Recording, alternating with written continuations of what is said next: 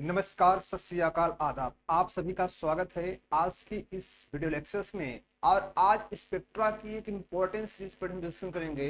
एक ऐसी सीरीज है जहां से क्वेश्चंस आपको एग्जाम में ज्यादा चांसेस रहेंगे, हम उसी पर आज डिस्कशन करेंगे।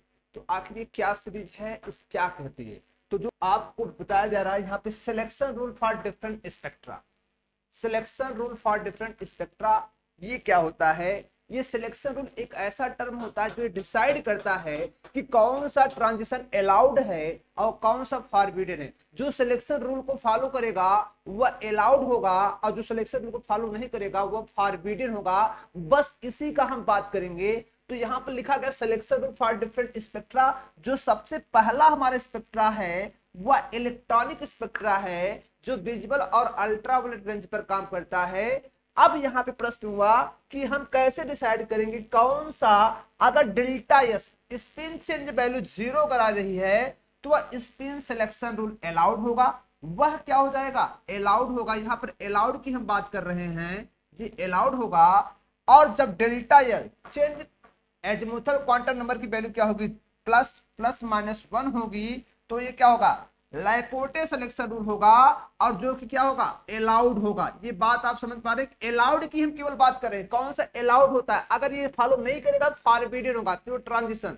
तो यहां पर देखते हैं आखिर डेल्टा एस को हम कैसे डिसाइड करेंगे कि किसी भी का डेल्टा एस क्या होता है। तो यस मतलब होता है स्पिन वैल्यू। जैसे जनरली अगर मैं आपके साथ शेयर करूं, ये कोई सिस्टम है, इसमें 2 इलेक्ट्रॉन और ये सिस्टम ग्राउंड स्टेट में है। और ये क्या करता है, जब क्या करता है, इसके साथ क्या होता है, जब एक एक्साइटेड स्टेट में जाता है तो ये सिस्टम में और पी में एक इलेक्ट्रॉन हो जाता है, यस में एक इलेक्ट्रॉन क्या हो जाता है, पी में हो जाता है। ये देख पा रहे हैं, एक यस में चला जाता है, किस में जाता है, पी में, क्योंकि इलेक्ट्रॉन जब एक्साइट करता है तो फिर लोअर एनर्जी कहाँ जाता है, हाई एनर्जी में जाता है। तो एज्यूम करें इस यस सबसेल्स में इलेक्ट्रॉन्स कितने बताओ, क्लॉक और एंटी क्लॉक। और इसमें क्या होंगे, 2 चांसेस होंगे। ये तो क्या होगा, क्लॉक होगा, लेकिन जो एक्साइटेड इलेक्ट्रॉन्स होगा, जो कि एक्साइट कर रहा है, तो आप देख रहे हैं एंटी क्लॉक इलेक्ट्रॉन एक्साइट कर रहा है, क्योंकि सेकंड इलेक्ट्रॉन एंटी क्लॉक में है। वह 2 चांसेस करेगा। अगर वह एक्साइटेड इलेक्ट्रॉन अपने किस में रख रहा है, अगर वो अपने को सेम स्पिन में रख रहा है, स्पिन में कोई चेंजेस नहीं कर रहा है, एक सिचुएशन तो ये बन जाती है। और एक सिचुएशन ये बनती है, ये जो एक्साइटेड इलेक्ट्रॉन होता है S2 का, वह S1 और जब P1 में जाता है तो वो अपनी स्पिन को चेंज कर देता है। तो यहाँ पे ध्यान देखिए, एक भी क्लॉक, ये भी क्या हो जाता है, क्लॉक, वो अपनी स्पिन क्या करता है, चेंज कर देता है। अब दोनों सिचुएशन हम चेक करेंगे कि आखिर क्या होता है। तो बताओ, जनरली आप सभी को पता होगा स्पिन वैल्यू कितनी होती है, बताओ। तो डेल्टा एस का मतलब होता है, सबसे पहले समझ लें, डेल्टा एस का मतलब ये होता है S2 माइनस S1। मतलब स्पिन वैल्यू हाई एनर्जी की और स्पिन वैल्यू लो एनर्जी की। तो बताओ यहाँ पर अगर हम देखें, ये जो हमारा S1 है, क्लॉक और एंटी क्लॉक। अब हमें ये भी पता है कि जो इलेक्ट्रॉन क्लॉक होता है उसकी यस की वैल्यू होती है प्लस हाफ, और जो हमारा एंटी क्लॉक होता है उसकी यस की वैल्यू होती है क्या, माइनस हाफ। उसके बेसिस पर अगर हम देखें तो यहाँ पे क्या होगा, S1 जो हमें मिल रहा है प्लस हाफ और माइनस हाफ, टोटल वैल्यू इसकी कितनी हो जाएगी, इसकी plus half minus cancel, total value में क्या मिलेगी, 0 मिल जाएगी।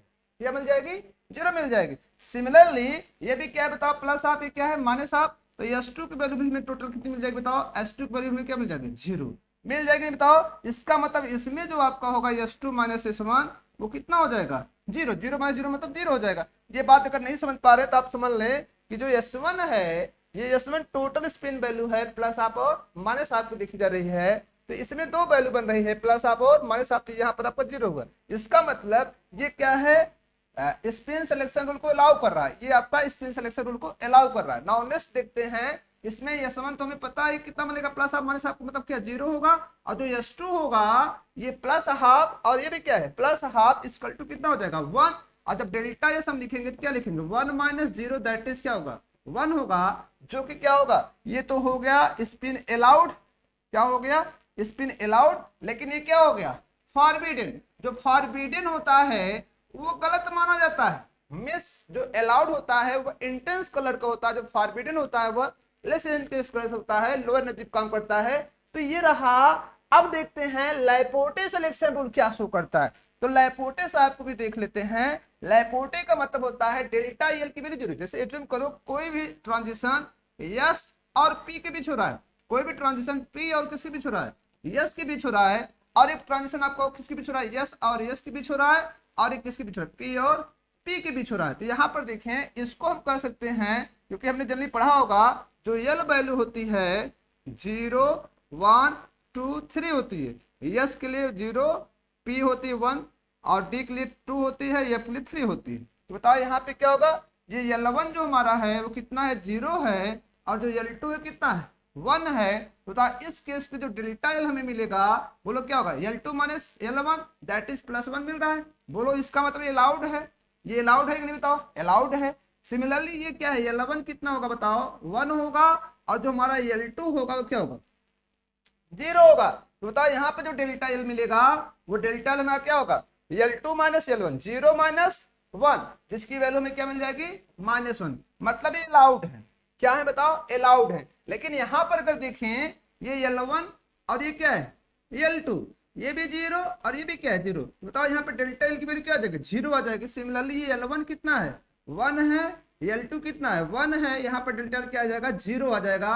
मतलब ये दोनों क्या है, फॉरबिडन, क्या है, फॉरबिडन है। मतलब ये आपके सिलेक्शन रूल को फॉलो नहीं कर रहे हैं।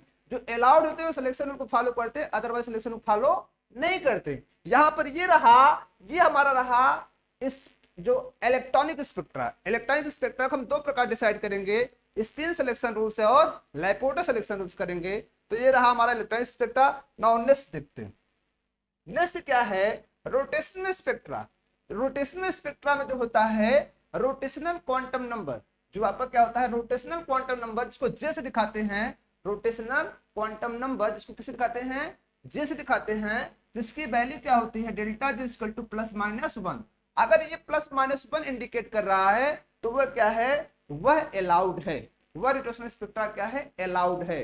दूसरा आपका दिएगा वाइब्रेशनल स्पेक्ट्रा। वाइब्रेशनल स्पेक्ट्रा मतलब होता है वाइब्रेशन एनर्जी जो आपको डेल्टा न्यू भी दिखाएगी, या न्यू भी कर सकते हैं, +-1 हो। नाउ नेक्स्ट आपको दिया गया है vibrational rotational spectra. Vibrational rotational spectra ये जनरली केयर करें, ये आईआर के लिए बात हो रही है, ये आप हमेशा केयर करें, आईआर के लिए बात हो रही है। यहाँ पे क्या होगा, वाइब्रेशनल रोटेशनल स्पेक्ट्रा में जो आपका डेल्टा जो होता है, रोटेशनल क्वांटम नंबर, जो चेंज रोटेशनल क्वांटम नंबर होता है वो +-1 होता है, लेकिन चेंज वाइब्रेशनल क्वांटम नंबर जो होता है वो +-1 +2 ये इस प्रकार जाता है। यहाँ पर एक नाम हमें मिलेगा कि जो डेल्टा जे जो होता है जब -1 होता है तो उसे हम पी बैंड से इंडिकेट करते हैं, अब जो 0 होता है उसे क्यू बैंड से इंडिकेट करते हैं, और जब +1 होता है उसे हम आर बैंड से इंडिकेट करते हैं। किससे दिखाते हैं बताओ, आर बैंड से इंडिकेट करते हैं।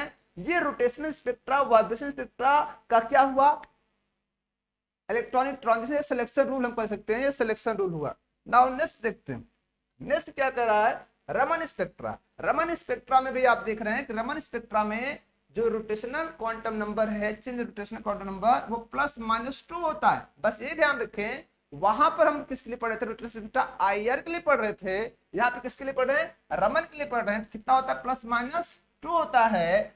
और वाइब्रेशनल रमन स्पेक्ट्रा जो होता है +-1 होता है, जो कि आईआर के सेम होता है, ठीक है। लेकिन यहाँ पे वाइब्रेशनल रोटेशनल रमन स्पेक्ट्रा जो होता है, डेल्टा जी क्या होता है, +-2 होता है, +-2 होता है। और वहां पे कितना था, +-1 था, +-1 था। और जो डेल्टा भी होता है वो +-1 +-2 +-3 होता है। और जिसके बेसिस पर, इसके भी बेसिस पर जो डेल्टा जे होता है ये भी 3 बैंड बनाता है। जो डेल्टा जे होता है ये भी 3 बैंड बनाता है। एक सिचुएशन में आप देखेंगे जो डेल्टा जे होगा -2 देगा, एक में 0 देगा, एक में क्या देगा, +2 देगा। ये 3 बैंड बनते हैं। कितने बैंड बनते हैं बताओ, 3 बैंड बनते हैं, -2 0 और +2। ये भी 3 बैंड का फॉर्मेशन करता है।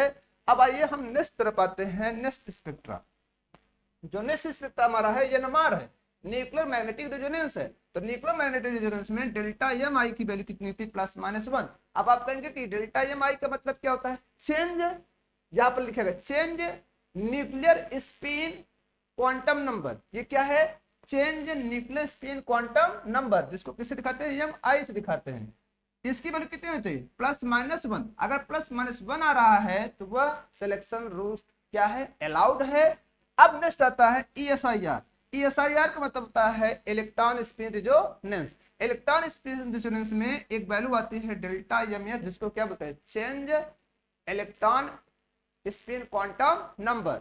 Change electron spin quantum number, जिसकी वैल्यू क्या होती है, M S equal to plus minus 1 होती है, और उसके साथ साथ डेल्टा एम आई की वैल्यू क्या होती है, 0 होती है, तो वह ESIR क्या होता है, सिलेक्शन रूल अलाउड करता है, जिसको हम कह सकते हैं कि वह सिलेक्शन रूल अलाउड करता है, अदरवाइज क्या होता है, फॉरबिडन होता है, अदरवाइज क्या होता है, फॉरबिडन होता है। ये रहा कुछ हम आपके साथ टेबल शेयर किए हुए हैं कि कौन सा सिलेक्शन रूल किस स्पेक्ट्रा के लिए क्या होता है, अलाउड होता है, और अदरवाइज अलाउड अगर हम जान चुके हैं और सभी जीरो होंगे वो क्या शो करेंगे, फॉरबिडन।